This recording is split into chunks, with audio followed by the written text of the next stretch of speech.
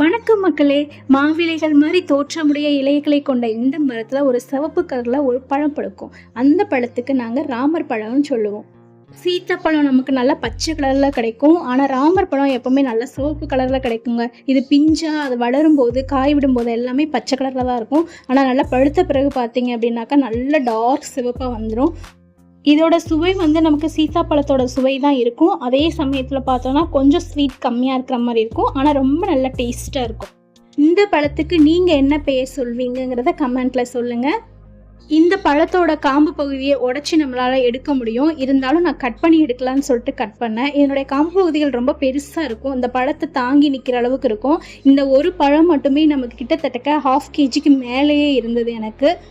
இதில் கொஞ்சமாக பச்சை கலரில் இருக்குது. இதை ஒரு நாள் மட்டும் அரிசிக்குள்ளே அல்லது நார்மலாக ஒரு கிளாத் வச்சு மூடி வச்சுருந்தா போதும், சூப்பராக பழுத்துரும்.